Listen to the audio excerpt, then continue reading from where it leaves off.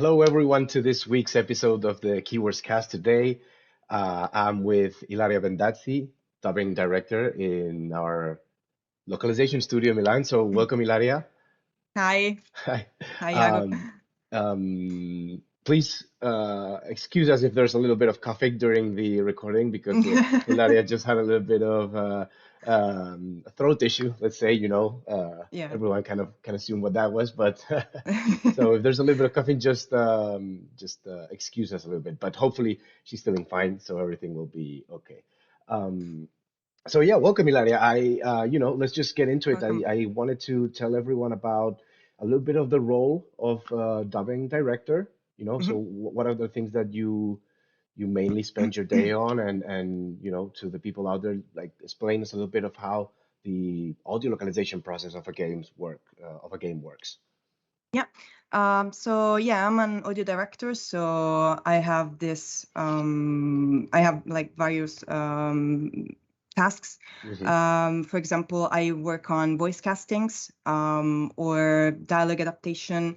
I direct the voice actors when we do the various recordings. Hmm. And basically everything else really when it comes to discuss maybe how to work on a schedule, or what shall we do if there is an actor that's not available. I mean, everything that can every kind of issue that can come when it comes to pre-production before we actually go into the studio and start doing the actual recording of the project. So, and sometimes I'm also involved in the discussions when it comes to translation beforehand Hmm. with the client. We do some calls with them and discuss, about the terms, if there's kind of vocabulary that they want to keep, like for consistency and stuff Hmm. like that. Hmm. So yeah, all of that preparation before we start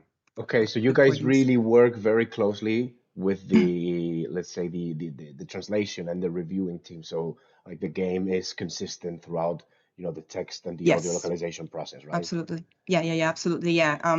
When it comes to specific game terms, like for example, Hmm. we have to translate a certain place or a certain weapon Yeah. or a character's name or a faction.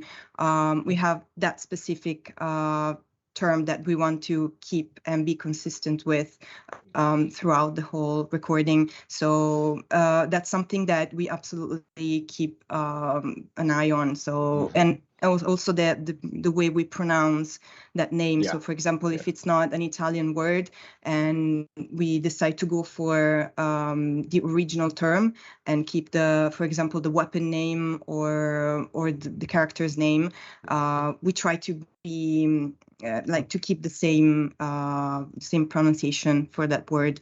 So that's something that sometimes we also discuss with the client if it's not something that it's clear for us. Yeah. So there might be, I don't know, for example, different ways of pronounce a certain word or a certain name, Hmm. but we want to be like we want every character to pronounce it in the same way. So Yeah.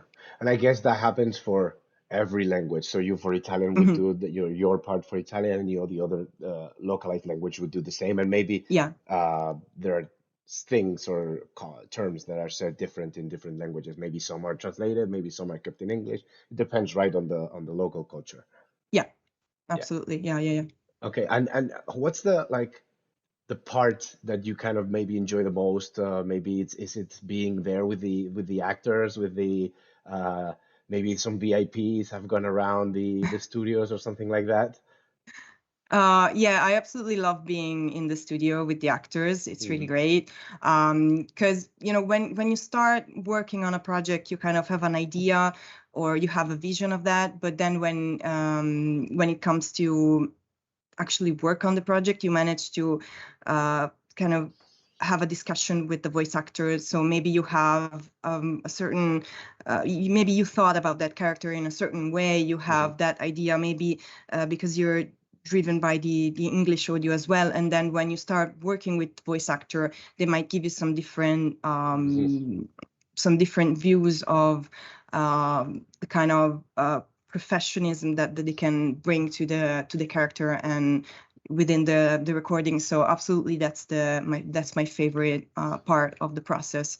It's really great to have a discussion with them.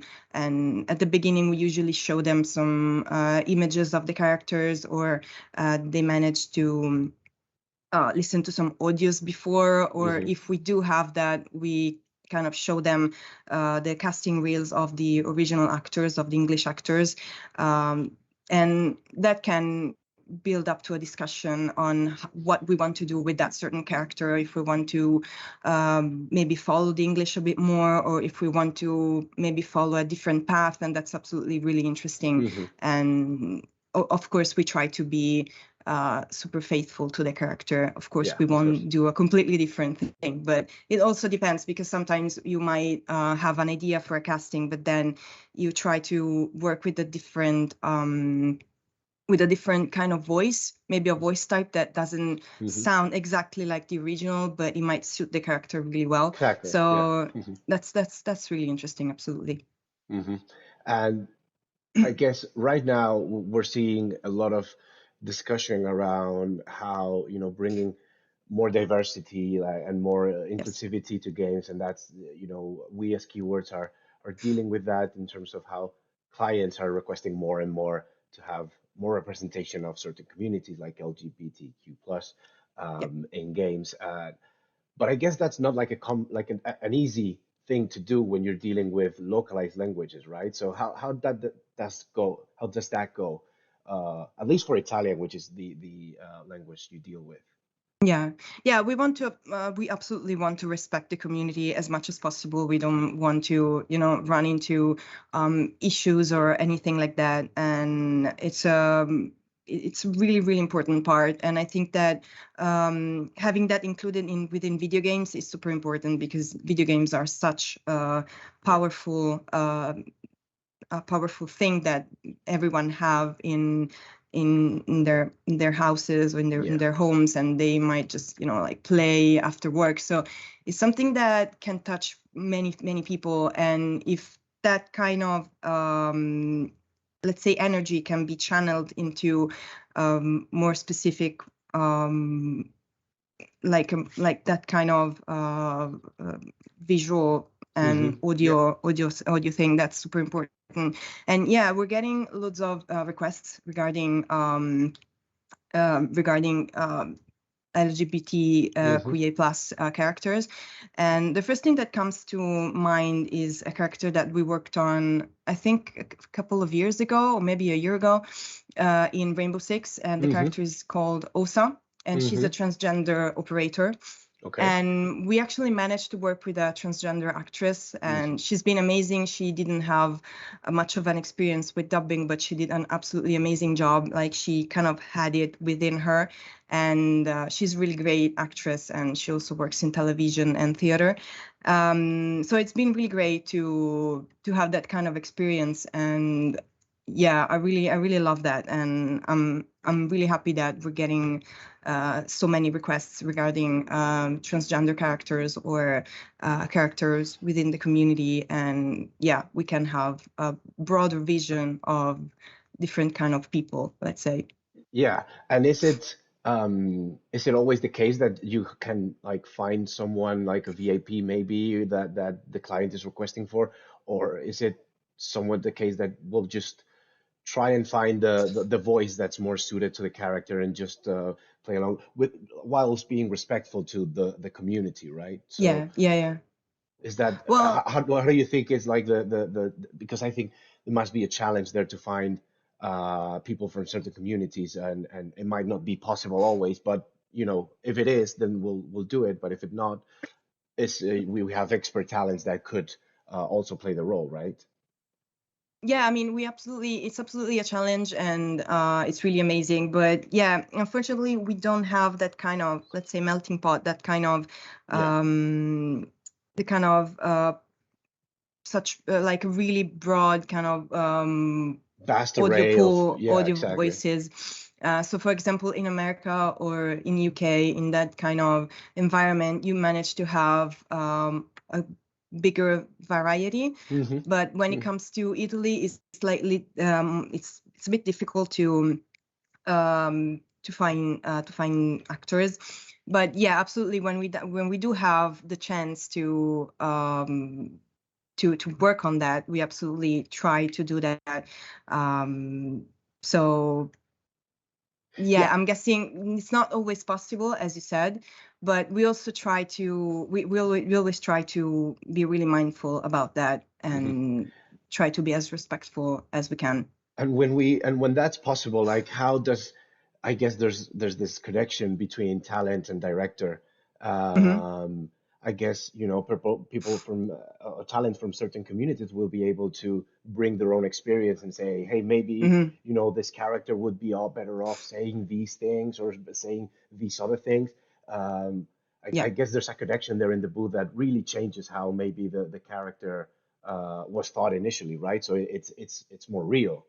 Yeah, absolutely. I remember that we did a long research about the the language, Hmm. because there are some languages like Italian and Yeah. Spanish, as you told me like some days ago, that don't have a neutral way of Yeah. talking to other people, to non-binary people. So I remember that we actually did a really important research about that, and we tried to find the best way of using pronouns. So, for Hmm. example, we had various proposals, and we tried to understand what's the way that's used within the community, that's mostly used within the community. We didn't get to a final, let's say, Yeah. solution, and I don't think that we will in short time, but there are some ways of using some symbols when it comes to writing, and some Mhm. ways when it comes to actually, I'm sorry for the Hey, cat. that always happens. There's always a cat in the recordings lately. Great.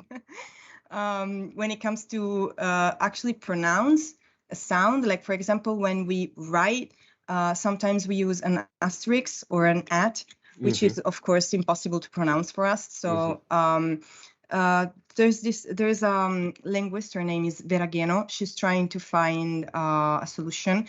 One of the solutions that is broadly used is the schwa, which is a sound that is, let's say, it's between an A and an O.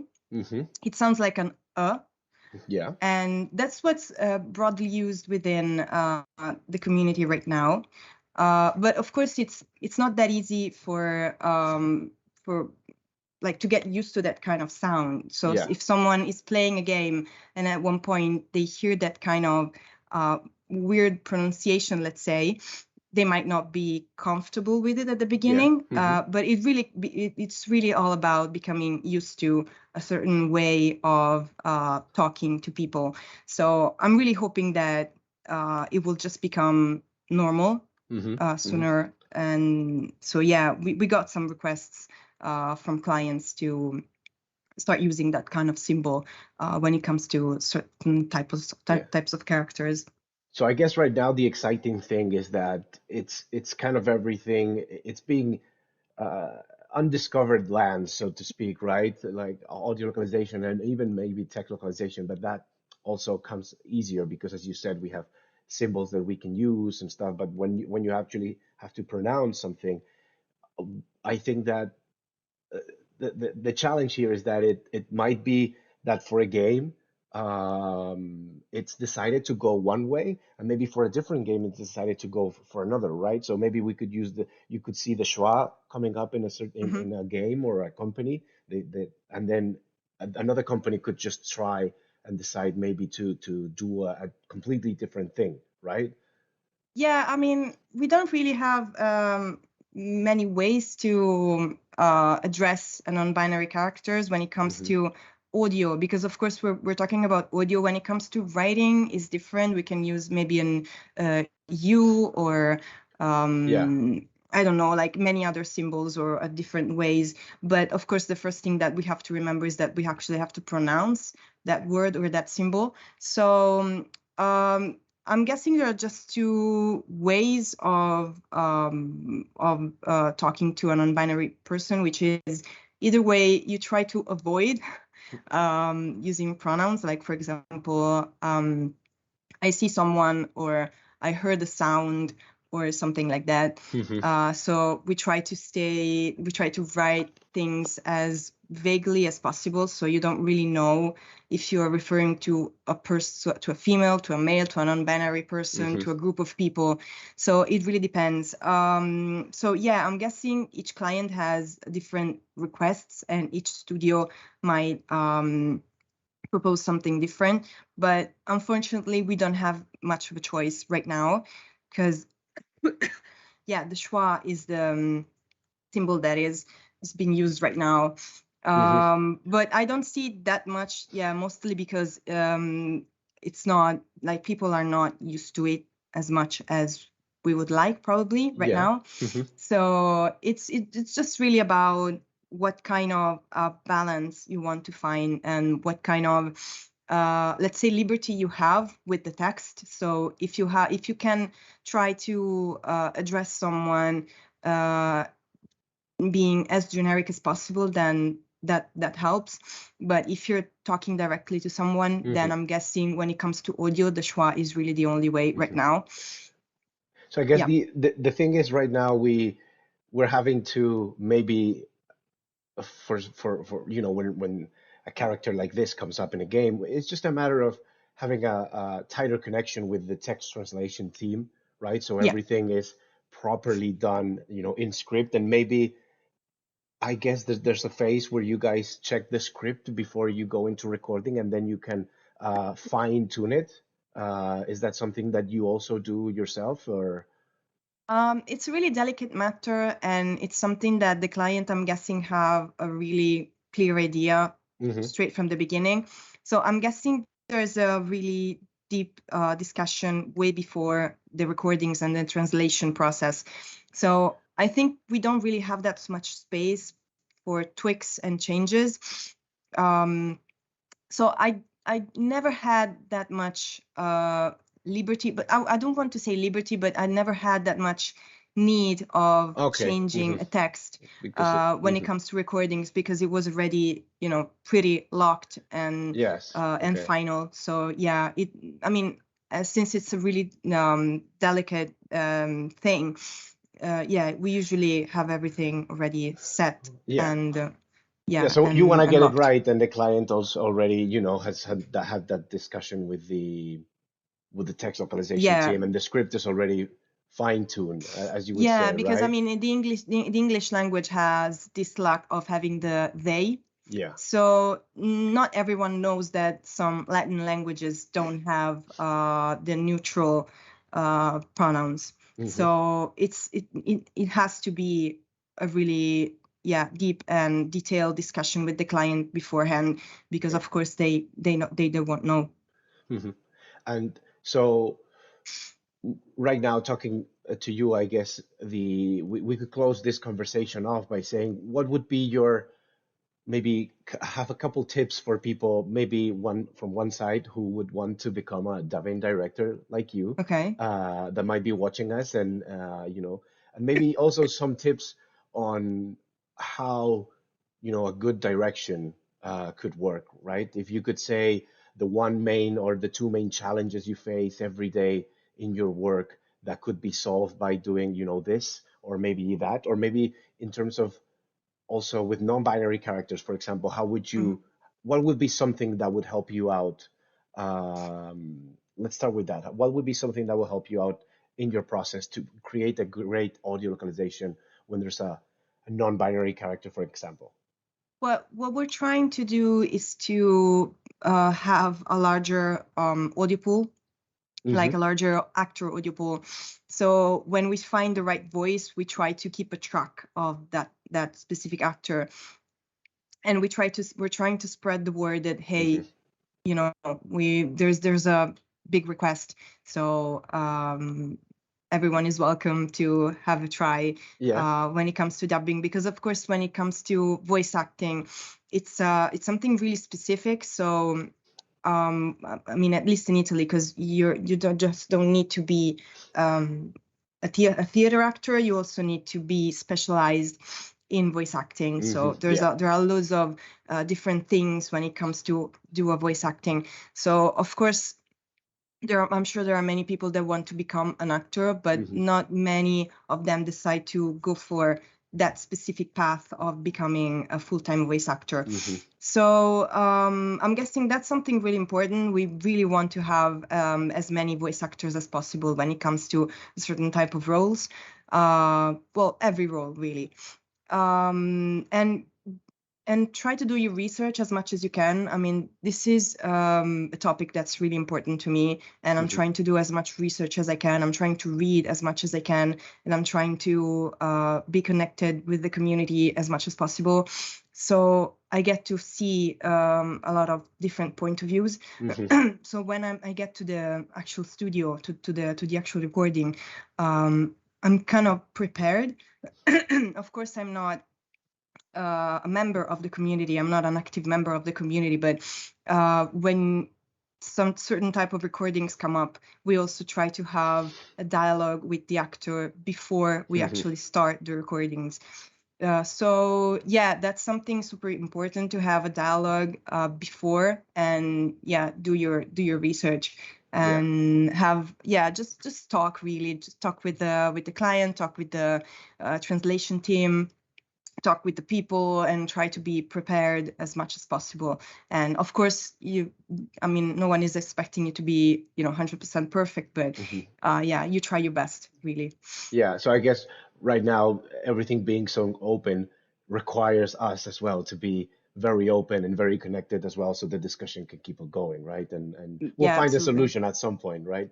Yeah, I mean, things keep on evolving, Hmm. and this kind of uh, I mean, this kind of characters have been growing, and that's really good because we need to shine a light Yeah. on different aspects of how people can be, and try to get out from this binary idea of male and female, and Hmm. male having to be a certain way and female having to be in that kind of way. Hmm. So yeah, absolutely, the more the merrier when it comes to these kind of topics and characters, and the way the language can evolve. Hmm. If you can Absolutely. include as many people as possible, then I'm guessing Absolutely. that's just the best. And well, just to close it off, what if someone would maybe, see this and say, well, I would be a great dubbing director. Maybe I would love to, Okay. be in the booth. Could you give the people watching maybe a couple tips that, or something that you would say, well, I started off this way. Maybe that could work for you as well. Just maybe for people that would want to join the industry, what would you, one or two tips would be? Yeah. I mean, there's not set, let's say, like a set way of Hmm. becoming an audio director. Um, but I think the main important thing is to know what the language, let's say, because when we're talking about Yeah. dubbing, we're not talking just about acting, but we're talking about, let's say, a coded way of dubbing, a Hmm. certain way um, of talking, of acting, is just not a normal, let's say, theater talk, because not every theater actor is comfortable in the booth. Hmm. So I'm guessing listen as much as you can, have a solid acting base, um, and well, of course, if it comes to video game, you need to know the matter.